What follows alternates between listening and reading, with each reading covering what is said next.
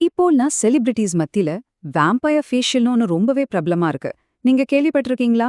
இது சருமப்ப இளமையாக்க உதவுற ஒரு சிகிச்சைன்னு சொல்றாங்க. இதோட உண்மையான பேரு பிளேட்லெட் ரிச் பிளாஸ்மா, அதாவது சுருக்கமா பிஆர்பி. ஆனா நிஜமாவே இது இளமையை திருப்பி தருமா, இல்ல இது வெறும் காஸ்ட்லியான விளம்பரமா?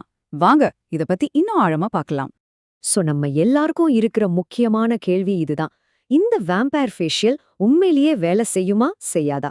இந்த ஒரு கேள்விக்கு விடை தேடுறது தான் இந்த முழு பகுப்பாய்வோட நோக்கமே.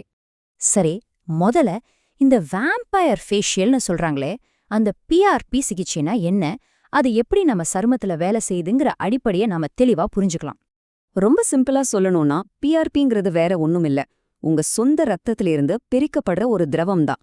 அதனால தான் இதுக்கு வேம்பயர் ஃபேஷியல்னு ஒரு பட்ட பேரே வந்துச்சு. இதுல ஆட்டோலாகஸ்னு ஒரு வார்த்தை இருக்கு பாத்தீங்களா? அதுக்கு உங்க உடம்புல இருந்தே எடுக்கப்பட்டதுன்னு அர்த்தம். அதனால இது ரொம்பவே பாதுகாப்பானது. இந்த சிகிச்சைக்கு பின்னால இருக்கிற ஐடியாவே ரொம்ப சுவாரஸ்யமானது. யோசிச்சு பாருங்க, நமக்கு ஒரு காயம் பட்டா நம்ம உடம்பே தானா அதை சரி செஞ்சிடுது இல்லையா? அதுக்கு காரணம் நம்ம ரத்தத்துல இருக்கிற இந்த வளர்ச்சி காரணிகள் தான். அதே சக்தியை வச்சு நம்ம சருமத்துல கொலாஜனை தூண்டி இளமையாக்க முடியுங்கிறது தான் இதுக்கு பின்னாடி இருக்கிற அறிவியல். பிஆர்பி தயாரிக்கிறதுல மொத்தம் 3 படிகள் தான். முதல்ல உங்க கையில இருந்து கொஞ்சமா இரத்தம் எடுப்பாங்க. அப்புறமா அந்த ரத்தத்தை ஒரு சென்ட்ரிஃபியூஜுங்கிற மிஷின்ல வச்சு ரொம்ப வேகமா சுழற்றுவாங்க. அப்படி சுழற்றும்போது இரத்தம் அதோட பாகங்களா, அதாவது தனித்தனி அடுக்குகளா பிரியும். கடைசியா நமக்கு தேவையான பிளேட்லெட்கள் அதிகமா இருக்கிற அந்த பொன்னிறமான திரவத்தை மட்டும் ரொம்ப கவனமா பிரிச்செடுப்பாங்க.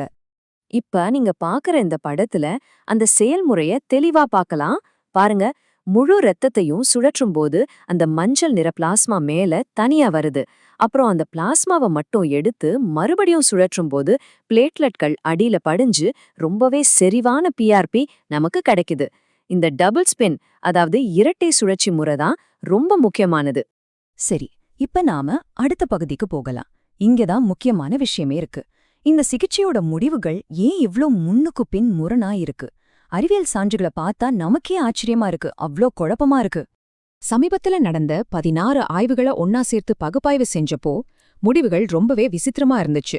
ஒரு பக்கம் பார்த்தா சில ஆய்வுகள்ல 90% பேர் ரொம்ப திருப்தியா இருந்ததா சொல்றாங்க. ஆனா இன்னொரு பக்கம் பார்த்தா சாதாரண உப்பு தண்ணிய ஊசி போடுறதுக்கும் இந்த பிஆர்பி சிகிச்சைக்கும் பெரிய வித்தியாசமே இல்லைன்னு சில ஆய்வுகள் சொல்லுது. இதுல இன்னொரு ஆச்சரியம் என்னன்னா, மருத்துவர்களோட பார்வையில வெறும் 45% பேருக்கு தான் எந்தவிதமான முன்னேற்றமாவது தெரிஞ்சிருக்கு. ஜேமா டெர்மட்டாலஜில வந்த இந்த மேற்கோள் ஒரு பெரிய முரண்பாட்டை காட்டுது. அதாவது மருத்துவர்களுக்கு எந்த மாற்றமும் தெரியாத நிலையில கூட சிகிச்சை எடுத்துக்கிட்டவங்க தங்களோட சர்மம் நல்லா இருக்கு, சுருக்கங்கள் குறைஞ்சிருக்குன்னு உறுதியா நம்பியிருக்காங்க. இது ஒருவேளை பிளிசிபோ விளைவா இருக்குமோ? மக்கள் ஒரு மாற்றத்தை ரொம்ப எதிர்பார்க்கறதுனால அப்படி உணர்றாங்களாம். இது ரொம்ப சுவாரஸ்யமான ஒரு கேள்வி. அப்போ ஏன் இந்த முடிவுகள் இப்படி ஒண்ணுக்கொன்னு சம்பந்தமே இல்லாம ஆளுக்காள் மாறுபடுது? இதுதான் இங்க நம்ம கேட்க வேண்டிய $1 மில்லியன் கேள்வி. இதுக்கான விடை அடுத்த பகுதியில இருக்கு. இப்போ இந்த குழப்பமான முடிவுகளுக்கு பின்னால இருக்கிற அந்த மர்மத்தை நாம அவிழ்க்க போறோம். உண்மையில பிரச்சனை சிகிச்சையில இல்ல, அதை தயாரிக்கிற முறையில தான் இருக்கு. இது ரொம்ப எளிமையா புரிஞ்சுக்க ஒரு கேக் செய்யற மாதிரி கற்பனை பண்ணிக்கோங்க. ஒவ்வொருத்தரும் ஒரு ரெசிபி, வேற வேற அடுப்பு வெப்பநிலை, வித்தியாசமான சமையல் நேரத்தை பயன்படுத்தினா கடைசியில கிடைக்கிற கேக் எப்படி வெவ்வேறையா இருக்கும்? அதே கதை தான் பிஆர்பிக்கும். இப்ப இந்த அட்டவணைய கொஞ்சம் பாருங்க. ஒவ்வொரு ஆய்வும் எவ்வளவு வித்தியாசமான முறைகளை பயன்படுத்துதுன்னு உங்களுக்கு புரியும். ஒருத்தர் 160 கிராம் விசையில 10 நிமிஷம் சுழற்றார். ஆனா இன்னொருத்தர் 900 கிராம் விசையில வெறும் 5 நிமிஷம் தான் சுழற்றார். இப்படி செய்முறை மாறும்போது கடைசியா கிடைக்கிற பிஆர்பியோட தரம், அதுல இருக்கிற பிளேட்லெட்களோட செறிவு எல்லாமே தலைகீழா மாறிடும். இதுதான் அந்த குழப்பமான முடிவுகளுக்கு இருக்கிற மிக முக்கியமான காரணம். அப்போ எதுதான் சரியான அளவு? அறிவியல் ரீதியா ஒரு பிஆர்பி சிகிச்சை நல்ல பலன் கொடுக்கணும்னா அதுல 1 மைக்ரோ லீட்டருக்கு குறைந்தபட்சம் 1 மில்லியன், அதாவது 10 லட்சத்துக்கும் அதிகமான பிளேட்லெட்கள் இருக்கணும். இந்த இலக்கையை அடையலைனா அந்த சிகிச்சையால பெரிய அளவுல எந்த பலனும் இருக்காது. சுருக்கமா சொன்னா, அந்த பிஆர்பி ரெசிபில பல முக்கியமான விஷயங்கள் இருக்கு. சுழற்றுகிற வேகம், நேரம், வெப்பநிலை, இரத்தம் உறையாம இருக்க பயன்படுத்துற மருந்து, அப்புறம் எத்தனை முறை சுழற்றுகிறோம்னு, இப்படி பல விஷயங்கள். இதுல எது ஒண்ணு மாறினாலும் இறுதி பிஆர்பியோட தரம் மொத்தமா மாறிடும். சரி, நம்ம பகுப்பாய்வோட கடைசி பகுதிக்கு வந்தாச்சு. இவ்ளோ நேரம் நாம பார்த்த இந்த தகவல்கள் ஒரு நுகர்வோரா உங்களுக்கு எப்படி பயன்படும்னு இப்ப பார்க்கலாம். இந்த முழு விளக்கத்தோட முக்கியமான சாராம்சம் இதுதான்.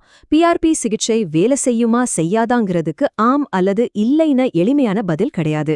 அதோட பலன் அது எப்படி எந்த செய்முறையில தயாரிக்கப்படுதுங்கிறத முழுக்க முழுக்க பொறுத்தது.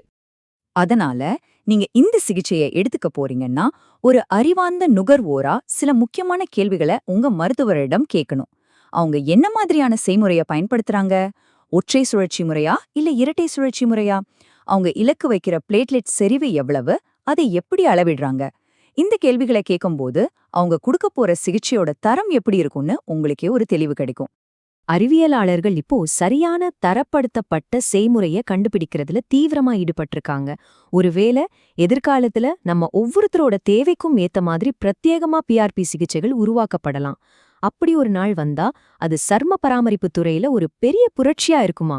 நீங்க என்ன நினைக்கிறீங்க?